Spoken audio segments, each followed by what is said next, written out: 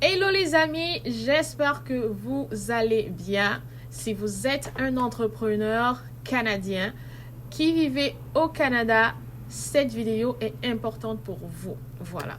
Que vous soyez déjà au Canada ou que vous prévoyez venir au Canada, vous voulez faire des affaires un de ces jours avec l'international, vous devez comprendre l'importance et l'impact des tarifs douaniers, surtout si les décisions qui ont été mises en place, en œuvre, ne changent pas. Voilà.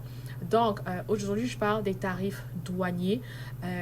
Comme vous pouvez le savoir, ou si vous avez déjà peut-être entendu, même lorsque vous payez une marchandise venant de l'Europe, de l'Amérique ou même de la Chine ou des pays d'Asie, en dehors des frais de shipping, lorsque votre marchandise dépasse un certain montant imposé par le dit pays, je pense que c'est comme 200 $, je pense au Canada, vous payez, n'est-ce pas, un surplus qui va à la douane. Voilà.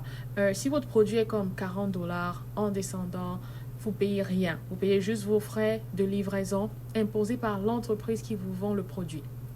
Mais si votre produit est comme, je pense, 200 $, moi j'ai fait, je pense, l'expérience, c'était comme 200 $. Si c'est plus de 200 $, vous allez payer un frais. Comme l'entreprise de shipping va vous envoyer votre facture. Ça, c'est sûr. Comptez là-dessus. Donc maintenant, c'était juste pour vous dire, si déjà pour une personne lambda qui achète un produit, il y a des frais de douane, à combien plus forte raison les entreprises qui importent de la marchandise venant de divers pays. Donc, si vous suivez un peu les nouvelles, vous avez pu constater qu'il y a ce qu'on appelle la guerre économique, World Trade. Voilà. Et c'est important pour le Canada parce que le Canada est proche des États-Unis. On aurait pensé que le président des États-Unis ne va pas nous imposer autant lorsqu'il s'agit d'importer de la marchandise, bien évidemment, vice-versa. Mais il y a eu des tarifs qui sont imposables de 25%. C'est aller-retour. Voilà. Donc, les USA ont imposé, le Canada également a décidé d'imposer 25%. Donc, ça veut dire que si vous faites comme, par exemple, pour ceux qui sont sur Amazon, qui veulent vendre sur Amazon, j'ai eu plusieurs qui m'ont dit qu'ils sont intéressés par Amazon.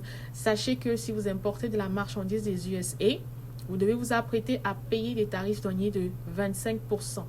Si également vous envoyez un produit à un client hors du Canada, le client va, ça dépend de votre politique. Est-ce que vous allez payer les frais pour le client ou est-ce que le client va payer ses propres frais à lui? Généralement, c'est juste le client qui paye, mais ça dépend.